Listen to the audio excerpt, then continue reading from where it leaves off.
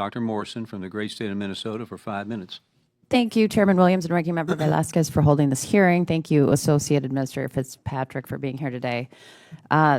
Not to beat a dead horse, but this is an issue that the small business community is really struggling with. The number one thing that I'm hearing about from small business owners in my district is the difficulty of navigating the uncertainty created by the president's tariffs. Many small business owners are facing shrinking profit margins, disrupted supply chains, and severe planning uncertainty because of these tariffs, jeopardizing the future of their businesses.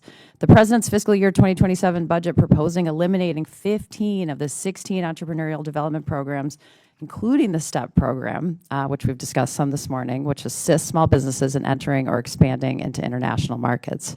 One of the consequences of the president's tariffs have been retaliatory tariffs against the United States from other countries, causing even more uncertainty for small businesses interested in participating in foreign trade.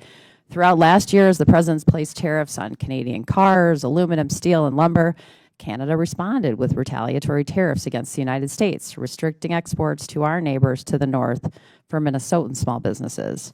Now we wait to see how Canada will respond following the president's new 50% tariff on Canadian goods. Given the administration's interest in increasing U.S. exports and supposedly balancing trade deficits, I have to question the decision to eliminate the STEP program at a time when small businesses need more assistance navigating trade uncertainty, not less. So how is the Office of Entrepreneurial Development helping small businesses in the international marketplace navigate retaliatory tariffs? Congresswoman, thank you for the question. As I've said, we support the administration's policies fighting for fair trade, which is fighting for small businesses. We have seen, as we go around the country, businesses that are adding shifts. They're getting contracts than they have before. I met with a business in Wisconsin that normally— Mr. Fitzpatrick, I'm sorry to interrupt you, but how does your office plan to continue to help small businesses increase their exports? How are you planning to help small businesses increase their exports amidst retaliatory tariffs if the STEP program goes away? Congresswoman, thank you for the question. We have limited resources, and we support— we will follow the law. We will disperse the funds as Congress appropriates them to us. And so if they go to the STEP program, we will certainly manage that program. I'm going to move on.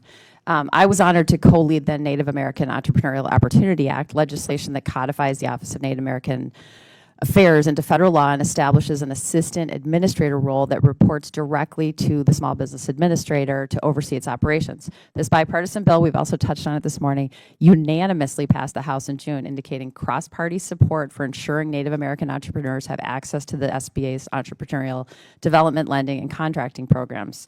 I thought it was interesting to see that under the SBA's recently announced reorganization plan, the Office of Native American Affairs was relocated to the Office of Entrepreneurial Development. Will the Office of Native American Affairs have the same level of authority, staffing, and access to senior leadership at the SBA under this reorganization? Congresswoman, thank you for the question. Really, you have two things going on here. When you look at the Office of Native American Affairs, and we're certainly committed to those programs and that office, what we do is two pieces. One, it has a grant function. And as we've said, what we're trying to do is pull the grant functions together so those staff can share and serve and other programs. So you're not going to have dedicated staff just doing programs for the Office of Native American Affairs or STEP or others, so that we have greater efficiency, just fewer taxpayer dollars on just frankly paperwork, and we can surge and cross-train staff. Okay. But two, we're a small agency. I'm going to reclaim my time here. Native American-owned small businesses create jobs in tribal communities and strengthen local economies, often in rural areas. Just like my House colleagues from both sides of the aisle, I want to make sure that SBA is fully committed to helping Native American entrepreneurs succeed.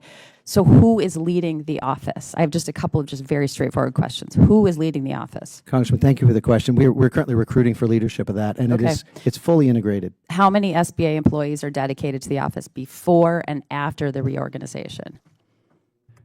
Congressman, thank you for the question. There are no headcount impacts from this reorganization. Okay, so we don't have a number.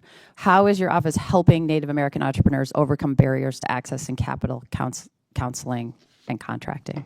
Congressman, we're actually about to release a new grant opportunity for workforce development in through tribal colleges. What makes this exchange important is that Dr. Kelly Morrison is not simply asking the SBA whether it supports small businesses. She is asking a much more practical question. What happens to small businesses when federal trade policy creates uncertainty, and the programs designed to help them compete internationally are being reduced?